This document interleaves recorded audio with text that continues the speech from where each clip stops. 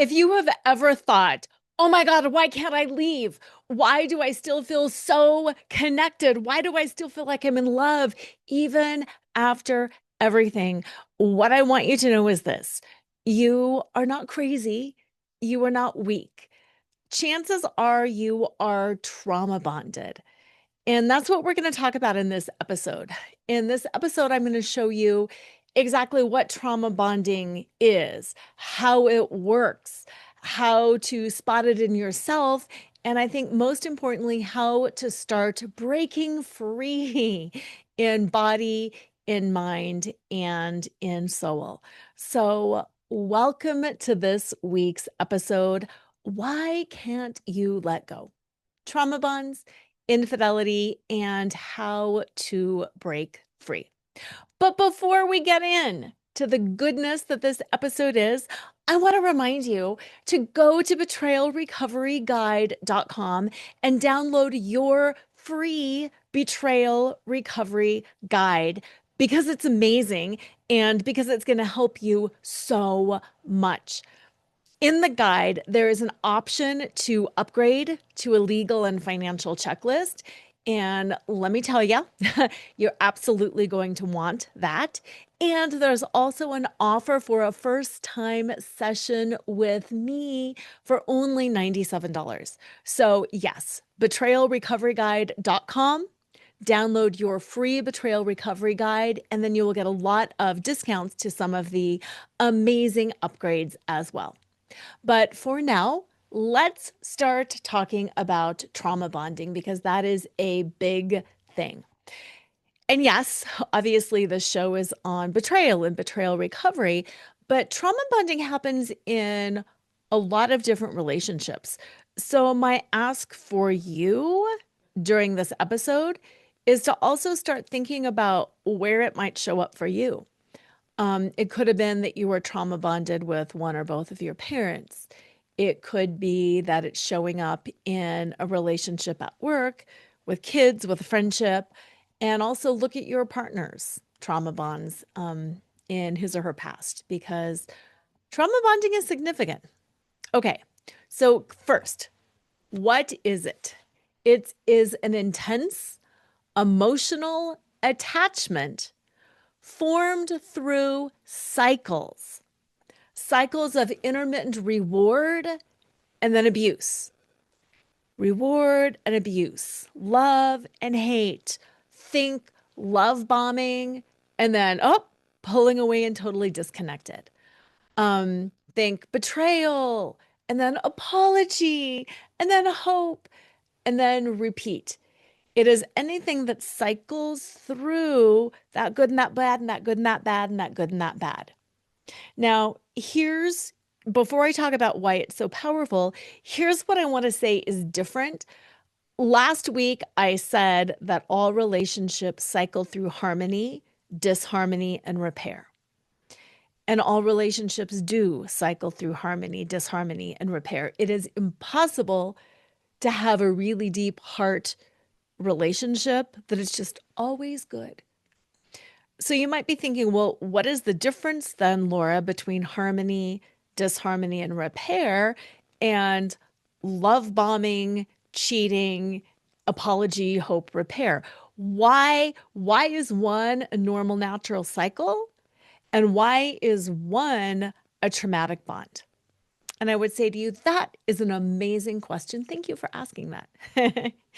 Here's some of the hallmarks of that. We have the normal cycles of harmony, disharmony, and repair, and they're uncomfortable, but there's a certain level of safety that underpins that. There's a certain level of, yeah, I'm really mad at my kids right now. Or even, oh my God, I cannot tell you how mad I am at my parents or my coworker. There's intensity, of course, but there's not this level of fear or threat or I'm really unsafe. Trauma bonds are formed, and I'll go more into this a little bit later too, but trauma bonds are formed when like a primary caregiver is threatening to pull away from us and our life is at stake because they're gone. If we are a young child and we know that we're reliant on our caregiver for food, for shelter, for all of those things, and somebody pulls away, it is a matter of life and death because we can't do those things for ourselves. So, in a trauma bonding type situation, that's the intensity that you get, that extreme lack of safety, that intense, this is not going to work. I will die if this person goes away, which is different than I'm going to be really sad if I lose my best friend for the last few years. That's not going to be fun. I'm going to be really sad. I'm going to mourn it, but I'm not going to die. Or, yeah, I'm really mad at my kids and we're in a really disconnected place, but I truly don't have fear that this is it and that we're never going to reconcile again. So, some of the difference between trauma bonding and a normal cycle of harmony, disharmony, and repair is just that level of intensity and that inner felt sense of safety. Okay, so let's start by talking about why betrayal bonds, these trauma bonds, are so powerful. The brain releases things like dopamine and oxytocin during that reconciliation phase.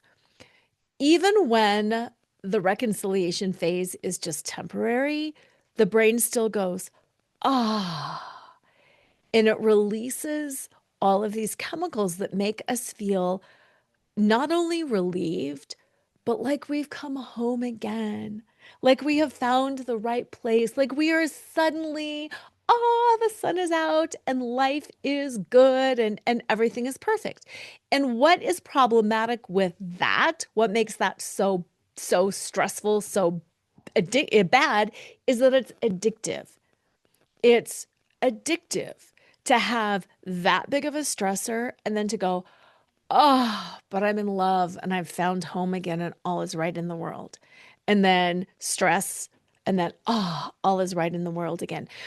If you think about stories, when you're reading like a chapter book, whether it's fiction or nonfiction or whatever, the way that the books are structured is at the end of each chapter, there's kind of a cliffhanger because it keeps you reading. Think about episodes on TV. The end of an episode, especially at the end of a season, is a big cliffhanger where you don't get that, you don't get that resolution. You don't get that relief. You're left in that state of, if you're a 70s kid, who shot JR? You're left in that place of, oh my God, there's all this tension and there's all this discord, and I don't know what's going to happen. So then you feel compelled to at least read the start of the next chapter or just to resolve it to make it feel better. Or that's why we binge watch things that are available because it's like, oh my God, I have to see the next one. Oh my God, I have to see the next one. And we get addicted to those dopamine, oxytocin hits of feeling good. That's how we're wired. There's nothing wrong with that. It's just that when it is so intense and when it's your relationship, which is safety, this is my home. This is our income. This is our family. This is what we have built. This is, we have stood up in front of God and friends and family, and we've committed our lives to each other. And this feels big. We don't just walk away from relationships because it's big. So when we're stressed in our relationship, we're really stressed. And typically it harkens back to being a younger child and having that fear of abandonment. So then when our partner's like, we can work this out, we go, oh, I can figure this out. Oh. And then we instantly release and we instantly relax, and those chemicals flood our body and we feel so good again. And you know what? We want another hit. And it's not that we necessarily go about creating more drama just so we can get the other hit. But when things start falling apart again, what our body leans into, what our mind leans into is that hit of, I know how to make this feel good again. I know how to resolve this tension. It's by reading the first paragraph of the next chapter. It's by binge watching the episodes. It's by leaning in and making this work. So that's why trauma bonds are so powerful, is it's not like I'm mentally weak, and it's not like, oh, I'm just so in love. It's that it's an addictive, powerful chemical experience in our body. So, kind of to sum that up, that's why you feel so obsessed. You feel so obsessed with making this work. You feel so obsessed with getting your partner to see the error of his ways and getting into therapy and getting into coaching and hiring the right person. Like, you are so obsessed with this because of all of those things we've talked about. It's chemical. It goes to our childhood, it goes to safety. And we are wired to make things right. And the normal cycle of harmony, disharmony, and repair, we're aware of. What we're just not aware of is that this is an unhealthy cycle, that something that is normally healthy has triggered and moved into something that is not healthy any longer. So if you've ever said something like, why do I miss him even though he destroyed me?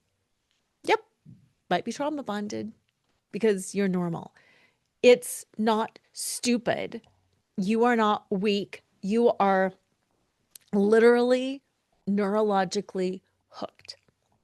So I want to go a little bit deeper, and I'm going to grab my water here just a second because I'm getting really passionate about this. I want to go a little bit deeper into the whole neurobiology of betrayal and bonding because it's really important to understand. Um, as you know, I'm a lawyer, so I'm in my head a lot, but I'm also a somatic attachment therapist. I'm also a dancer. I also understand the power of getting into your body. So, what I want to do in this episode to really help you understand is talk to the head and then talk to the heart. I want to talk to your intellect, talk to the head, explain it neurobiologically what is going on and why. And then I want to drop in and I want to talk to your heart about those powerful feelings of, but I miss him, but I love him, but I don't want to let this life go. But when things are good, they're so good. Why would I let that go? So you can, over time, start reconciling this. Start putting together what you know intellectually with what you feel. And of course, if you need help, and we all need help, oh my goodness, especially during like this, something like this, you deserve so much help. Reach out. Again, your first session is half price. Reach out. Let's do this together. Let's get you integrated and moving forward. Okay, so starting by talking to the head, the neurobiology of betrayal and of bonding. When our partner cheats on us, it activates the stress response, which is fight, flight, freeze, or fawn. This trauma response, this stress response that is activated when our partner cheats is normal, it's natural, it's what our body goes into to survive. When you're triggered, you're not weak, you're not dysfunctional. You shouldn't be able to talk yourself out of being in a state of fight, flight, freeze, or fawn. That's not a thing. Yes, there are tools that you can do to reclaim your nervous system. I teach a lot of those tools on this show in my Facebook group. We do a heck of a lot of that when I coach with people one-on-one. Yes, there are tools that you can use to reclaim your brain and to get you out of that activated state, but also to a certain extent, you're supposed to be in that state, and we can't override all of our biology just because we know what's going on. We can't override our biology just because we think we should be a better, more spiritually evolved person. We react because our bodies react, because that's who we are. Okay, fight. I think a lot of us know what fight is. It's that intense anger. I am going to break plates. I am going to scream. I am going to yell. I'm going to text you incessantly in all caps. I am going to, you know, hopefully not, but you feel like being violent. You feel like pushing somebody. You feel like slapping somebody. You feel like stomping over to the affair partner's house and kicking her door down. Like that surge of anger, that's fight. Flight is forget it. We're getting divorced. I'm out of here. Done. Done, done, done, done, done. Washing your hands of the whole situation, but not in a healthy way, in a traumatic, out of here way, with the belief that, oh, divorce cures everything. Let me tell you, divorce does not cure everything. Walking away does not cure everything. You've probably heard my dog poop example before, but infidelity is like when the neighbor's dog comes into your house and poops a big, juicy poop right there in the center of your living room. Yes, you're going to get really mad. You might storm over to your neighbors and demand that they take their dog and they clean up the poop. That's the fight.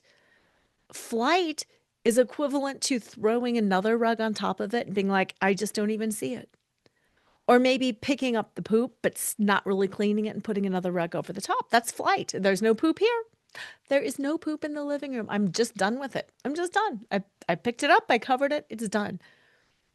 A freeze is literally the ability to not function, to not do anything, to lay on the floor and cry, to not be able to get out of bed in the morning, to not be able to feed yourself, to not be able to take care of yourself. And then fawn, which is also known as fix, and this is kind of my default trauma response. I can fix it. I can take this on. I can show you what you did wrong. I can label your childhood trauma. I can find the right therapist for you. I can pre-read all the books for you and then highlight the paragraphs and the sentences and give it to you so you can be fixed. I will talk to my coach. I will talk to my therapist. I will talk to all my people about you and I'll solve your problems and then I'll go explain to you what you did wrong. I will explain to you where you need to grow and I will fix it all. While I am helping you fix your end, I will also be losing the last 10 pounds. I will also be getting a new hairstyle for my hair. And I will also be leaning into this, that, or the other thing and working on this because I'm going to make myself perfect and I'm going to make you fixed. And then I'm going to lean in and make everything right for us. A lot of women have that fawning or that fixing trauma response. And that's my default mode. I'm not proud of it, but it is. It's like this, I can win you back. I can make everything perfect and I'm going to make you miss me. I'm going to show you how amazing I was and how amazing we can be. And I'm just going to just overgive. I'm going to over caretake. I'm going to understand so much. But really, it's me doing that in order to feel safe again. It's not really me doing it from a place of heart.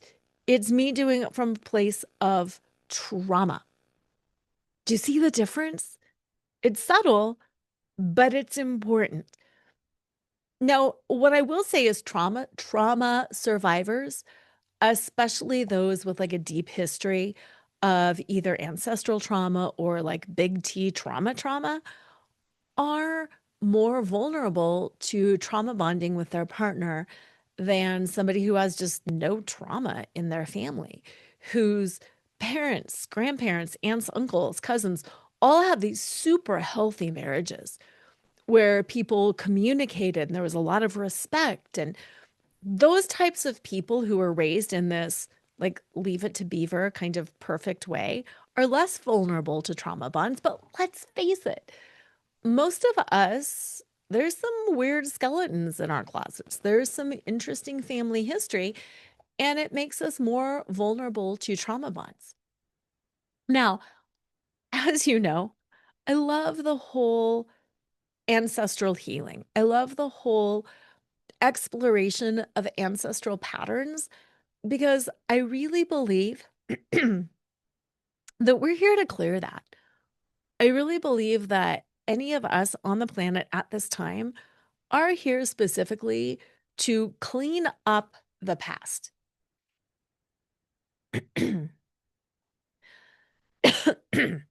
Excuse me, I keep coughing here. Not only to really just clean up the past, but to put a block in place. If you think about like a firewall, put a block in place so our kids and their kids and new generations are not impacted by the legacy of trauma that we have grown up with. I really believe it's part of this whole new earth paradigm. You know, we talk about new power structures and new earth and all of those things. That's on the external level. And what I'm talking about is that healing on the internal level. And I really think if you're alive right now and listening to this right now, there's something in your karma, in your DNA, in your ancestral heritage that you are here to clear up, to stop, to transmute, so we can be handing the next generation a really clean, powerful slate. So if you're thinking, what are you talking about, Laura? I don't exactly know what you're talking about. Think about this. Did your mother stay in a toxic marriage? Did your grandmother truly have choice to leave her relationship?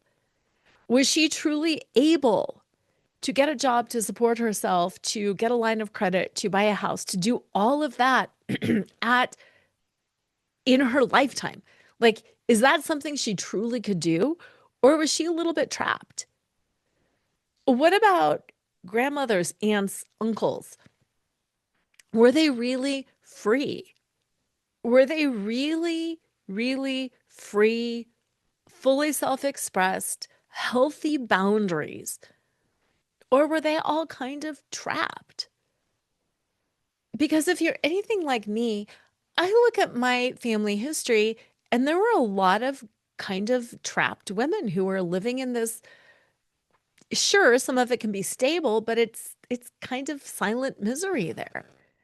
They're putting up with a lot. They know that it's just the price that they have to pay for security or the price that they have to pay for companionship. It's just their lot in life. My grandmothers didn't use that phrase, but I know a lot of my friends' moms and their grandmas would use that phrase. It was just my lot in life, honey. This is just my lot in life. And there's a lot of belief around that. A lot of generations, our generations, yes, but even especially the older generations, a lot of women believe this is just my lot in life. I'm a woman. What can I do? That trauma, that belief lives in your nervous system. That kind of trauma is passed through the DNA physiologically. There's a lot of amazing research that's been done on that, but it's also through stories. It's through beliefs. It's through body language. It's the way your life was modeled. You know, women go in one room and they talk amongst themselves. Men go in another room and they talk amongst themselves. The women cook the food and they serve the men and they bring the man another beer. And men just go out after dinner and do whatever. They don't stay in the kitchen and clean. And children go to the women and men do the working. And there's these stereotypical gender roles, but it's below that. It's deeper than that. It's that whole ancestral level of how the woman serves the man and who is on top and who is a little bit subservient. So, what I want you to realize through this discussion of the ancestral, um, like the ancestral trauma, the ancestral beliefs, is no, it didn't start with you.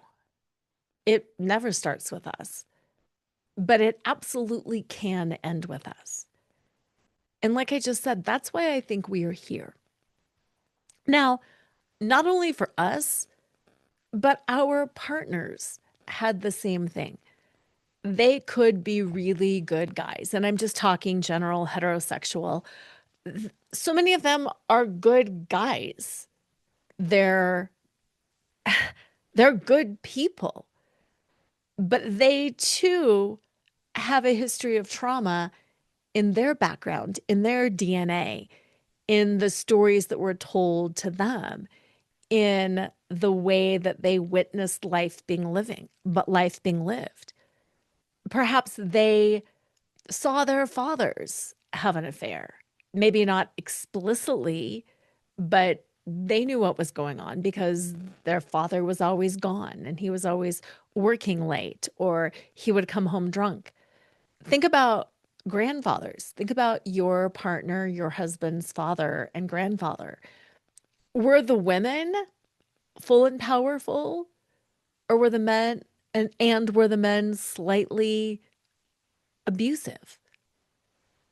How were their how were your partner's parents and grandparents bonded? What was their bond like? Was it true love, mutual respect, or was there a little bit of a power dynamic? Was there a little bit of a trauma bond there? Was there a little bit of fear? Because for so many of the couples that I work with, and yeah, I work with women individually, but I also work with couples. And so many of the couples that I work with, there is kind of that dynamic there that on the woman's side, her mother, her grandmother, her sisters, aunts, whatever, they were all a little bit trapped. They were all a little bit bite their tongue type energy. And a lot of their partners, parents and grandparents, the men were kind of entitled. They were kind of abusive. They were kind of emotionally disconnected. So, yes, we are our own people. Yes, we have choice, but sometimes we can't even see the way that we were raised. We can't even see the things that we believe because it's just normal. It's just the way things are. I'm going to tell you a little bit of a story. My family versus my husband's family. My mom was an elementary school teacher. My grandmother was a secretary in a school. And my great grandmother, she was actually an elementary school teacher as well. She taught in a one-room schoolhouse in the late 20s. So long history of women in education, which I think is really cool. But they were all super patient. They were all super tuned into kids and child development, and they were all very patient. So they all spoke very kindly. They all moved with that kind of slow, methodical demeanor that we think of when we think about teachers. Versus my husband's family, totally, totally different. They are like from the whole Ozarks, very loud, very shrill. You you don't make concessions for kids. You just grow up fast, you figure it out, you have responsibility or you get whacked. And they're very aggressive and abrupt with each other. When he first met my family, he was like, they are being so fake. They are being so fake. And when I first met his family, I had the same thought. I'm like, they're being so fake. Why are they putting on this like, oh, figure it out, walk it off, toughen up? We each thought each other's family was acting fake because it was so different than the way we were raised. And it took us quite a long time to start figuring out and understanding and unpacking. Neither of our families were being fake. They were just so different. And not only like that, that lives in our DNA, but that's also stories, beliefs, family language, body language. There's so much that impacts us that we're not even aware that it's impacting us. And why that matters is because of is because trauma bonding is directly related to how we were raised. So his family was very threatening, which made me kind of lean in and be like, oh, I got to fawn more. I got to fix this. I've got to smooth things over because that's going to keep me safe. So that was kind of how that trauma bond formed with us is I'm going to smooth it over. I'm going to make it safe. I'm going to fix all of this. Does that make sense? It's subtle, but it makes so much sense and it brings such a sense of clarity. So, moving a little bit, still speaking to the head, I want to move into a little bit of the legal and the financial realm and explain how trauma bonding keeps you legally and financially stuck in a toxic relationship whose time probably has come. Trauma bonded women often say things like, but he says he's going to change, but he's in therapy and he's working on it. They're always giving him an excuse. He just didn't understand. This is just part of his past and he's figuring it out. I'm huge on compassion. Being compassionate makes me feel better. Quite frankly, it just makes me feel better. It helped me move into forgiveness. It helped me in my relationship. It helps me feel better and make my gut not hurt. And at the same time, when we're constantly giving somebody an excuse, when we're constantly giving somebody a pass, that's an unhealthy level. That's not compassion. That's explaining it away. That is a trauma bond. Phrases I also hear are things like, I don't want to blow up my family. Again, I get it. I don't want to lose everything if I leave. I get it. But what I want you to do is to recognize he says he's changing. He's in therapy. He's getting better. I don't want to blow up my family. I don't want to lose anything. That's the trauma bond that's talking. Of course, you don't want to. Of course, you don't want to. But if you're in a situation, sometimes you need to. And that's why I wanted to just spend a few moments talking about legal and financial issues so you can feel less stuck, so you can have some light of clarity that's kind of shining on some of this. I get it can be afraid, it can feel scary to think about losing your home, about finances, about custody, reputation. I get that that's scary, but all of those things can really be exploited by a manipulative partner who is trauma bonded with you. So pay attention to what is real, what is a real concern that you need to navigate, and what is your partner throwing something in your face and just provoking more fear.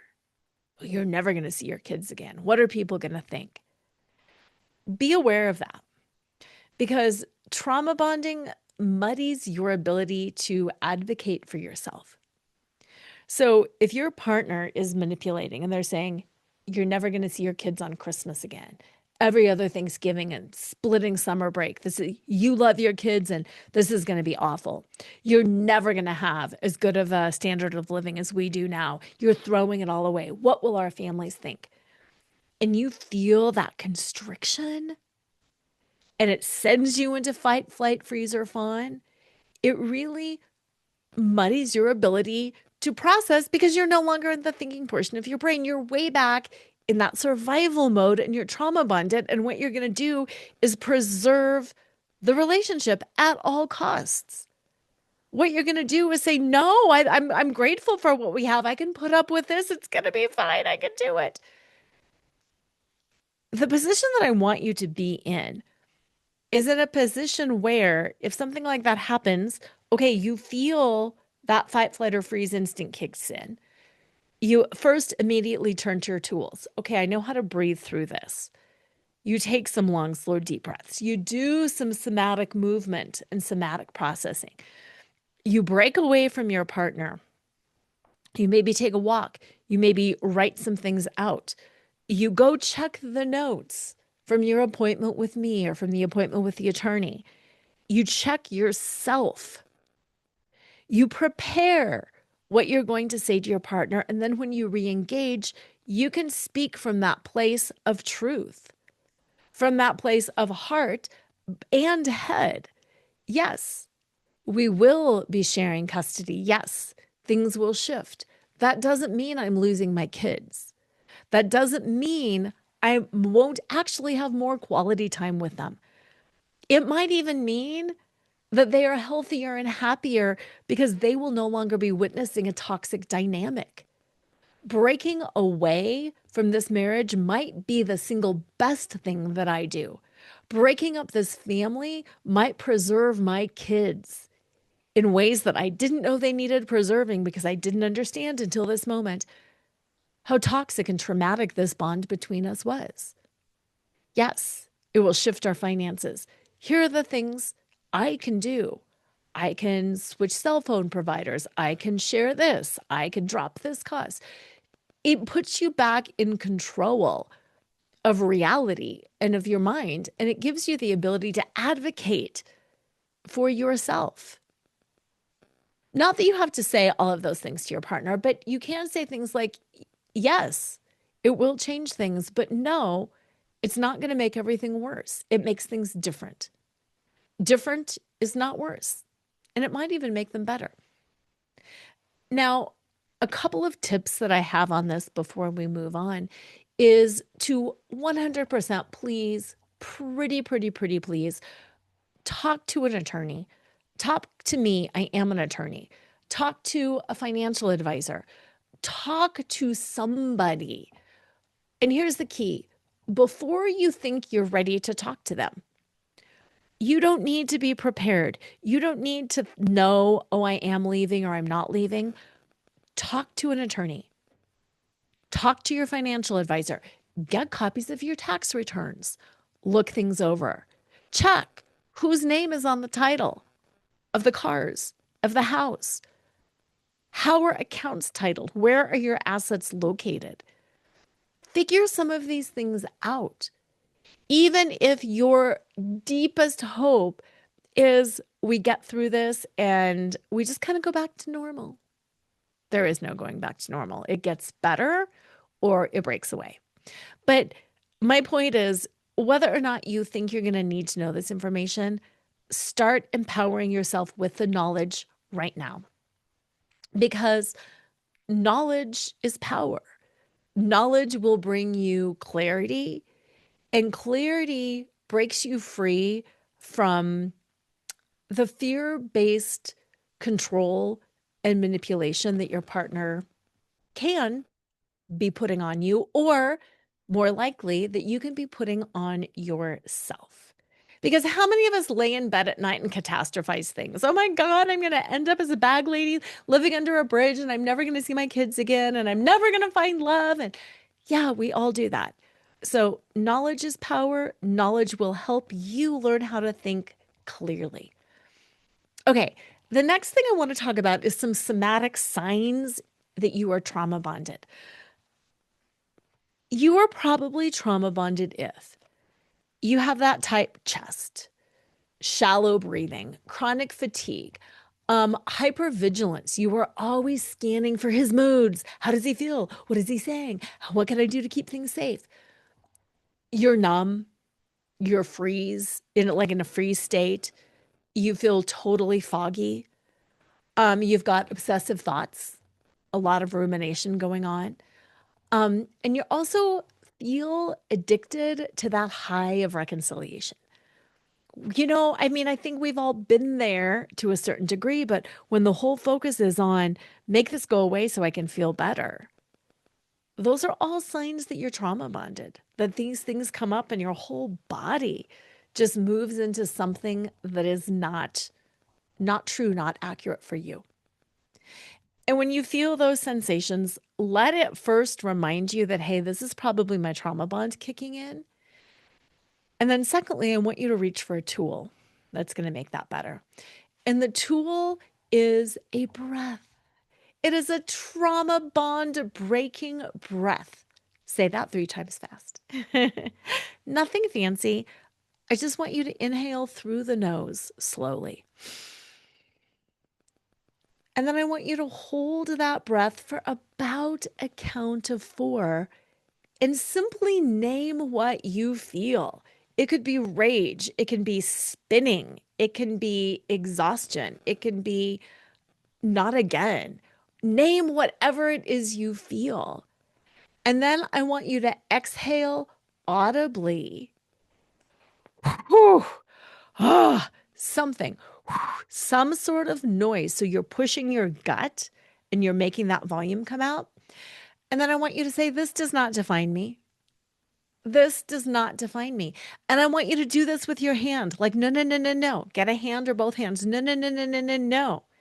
This does not define me. You were shaking your hand. No, no, no, no, no, no. So you inhale, you hold that breath for about 4 counts and you name what you feel.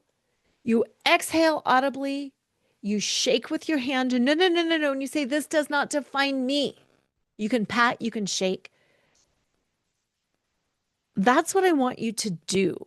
Every time you feel a physical sensation around this, every time you get a text and your throat closes, every time somebody walks in the door and you just clench, breath, hold and name what you're feeling, exhale, and then shake, shake, shake it off with your hand. This does not define me.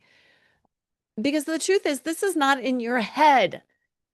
This is in your body. A trauma bond is not just in your head. It's not just in your belief system. It's not just in your DNA. It's like in your body. It's in your throat. It's in your gut. And you can move it out. Now, I want to move into this next part of the show, which is specifically focused on breaking the trauma bond. And that somatic activity that we just did was a good one to start breaking that bond. But here are 4 steps that I want you to really start considering using to help break that bond. And this is where I'm moving more into that heart. We've done a lot about that intellectual. This is what's going on. This is what a trauma bond is. This is why it's so powerful. Now we're moving into that heart about how to break it and how to set yourself free. The first thing, put your hand on your heart and name it without shame. I am trauma bonded to Sean. I am trauma bonded to, name your partner. I have a trauma bond. I was trauma bonded with my parents, and I came to think that a trauma bond represented love. My husband was trauma bonded with his mom, and he thought that that was the deepest form of love. And anything less than that, to him, didn't feel like love. So the first way to name the trauma bond is literally put your hand on your heart and name it without shame, without embarrassment. I am trauma bonded. This is biology. This is ancestral conditioning. This is not weakness or failure. The second thing I want you to do is to create a safety anchor. I want you to choose a thing, a person, a place, a ritual. It doesn't matter what it is, just something that reminds you of who you are. And I want you to return to that thing daily to find your safe space. And whenever you find that anchor, whenever you think about that anchor, just again, affirm to yourself, I am safe. I like using, it sounds funny, but I wear rings or earrings a lot, or necklaces, just some kind of jewelry. And so often my jewelry is my anchor. And I'll just reach up and touch my necklace, or I'll reach up and touch my earring, or I'll give my ring a full spin on my hand, and I'll just remind myself, I am safe. I am safe. I am in the now and I am safe. So choose your anchor. Step 1, name it without shame, hand on your heart. Step 2, choose a safety anchor and use it daily. Not only when you feel that trauma bond kicking in, But when you feel anxiety, you've got a project at work coming up, stress, something's happening with a kid or a family member, stress. I am safe. I am safe. And as you say it and as you touch it or hold on to it or think about it, it'll just drop you in to feeling safe. The third step, the third thing to do to start breaking the trauma bond is to start tracking the cycles. Journaling, voice notes. For those of you who coach with me, we talk back and forth on Voxer all day, every day, sometimes several times a day. We talk back and forth. People tell me what's going on, what they're feeling, what they're thinking, what they're worrying about. And I am the voice literally in their ear, reminding them of who they are and what to do, and either validating or challenging their position. You can do that by journaling. You can do that with a voice note to yourself. You can pick up a Voxer package and just use Voxer with me without coaching. We can just Vox together. But what I want you to start noticing is that cycle: love, hurt, apology, hope. Love, oh my God, that's so intense. You're the best. I've never felt this before. Hurt, I've betrayed you. I did it again. I lied.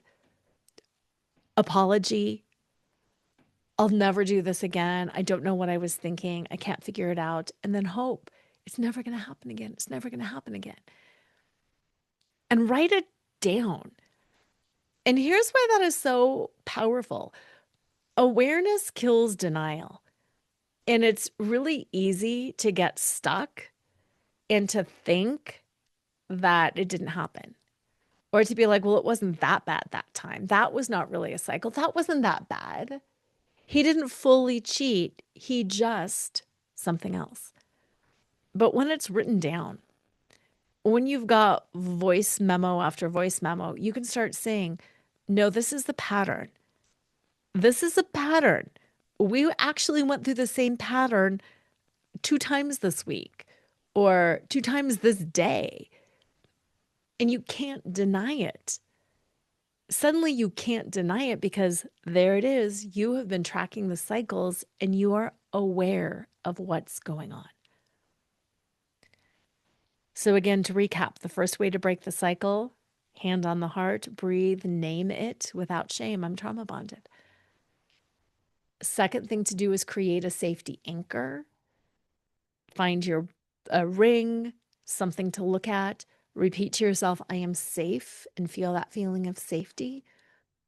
Third thing to do is to track the cycles so you're aware of what's really going on and how often this cycle is repeating, keeping you bonded and stuck.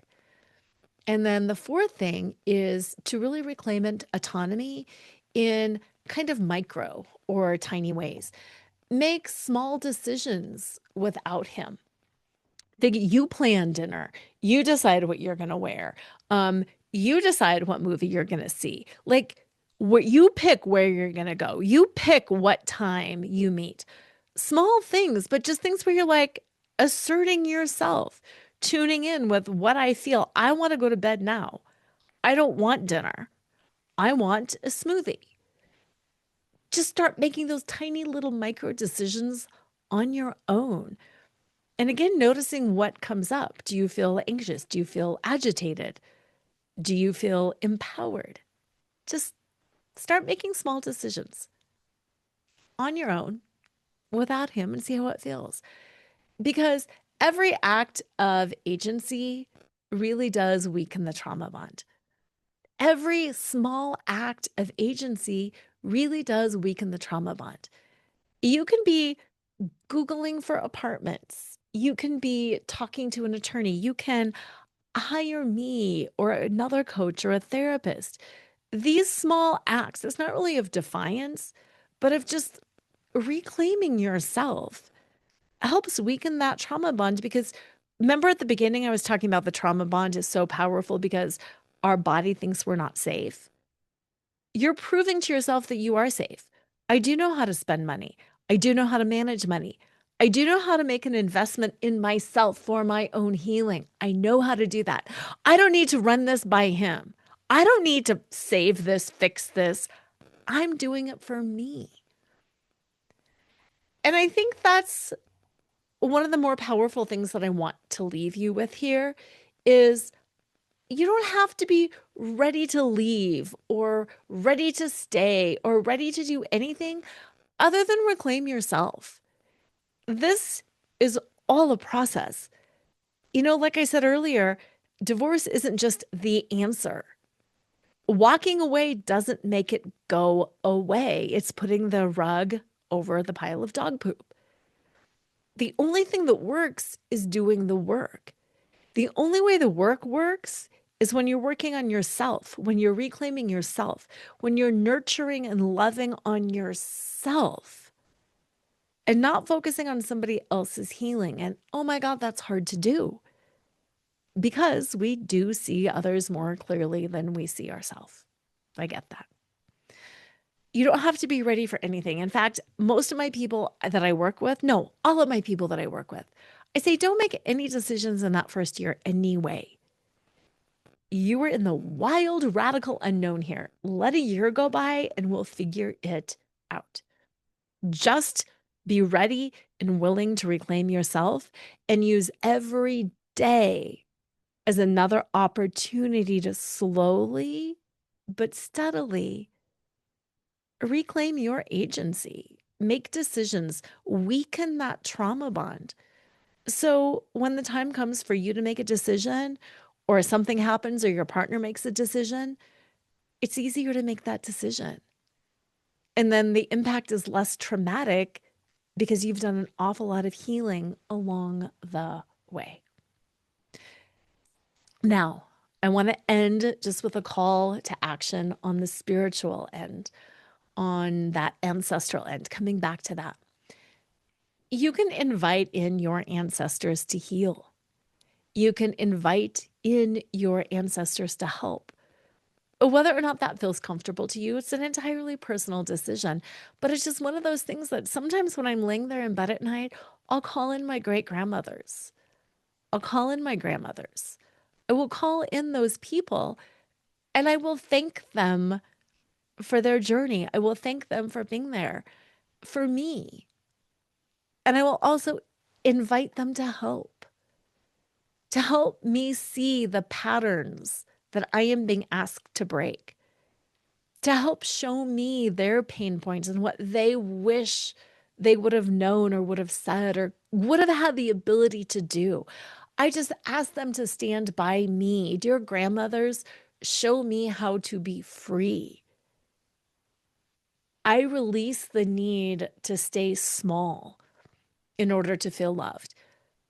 I release the need to dim my own light in order to be loved. Please walk with me. Please surround me, guide me, and move me forward into my full power, knowing that I am here to be a breaker of generational patterns and to heal for myself and for the next generation going forward. Thank you for listening today. Thank you for being willing to explore. As I said earlier, it's the head and the heart. It's the head understanding what it is, but then it's the heart. Okay, this is what I need to do. Just a little small step. I need the support of my ancestors. I need the support of my own hand on my heart. I need the support of my breath. I need the support of movement. I need Lora as my coach. I need clergy. I need lawyers. I need whatever it is you need and you deserve it. And again, those small acts each and every day will help you break this trauma bond, will help you see it for what it is intellectually, feel it lovingly, release it from that heart space.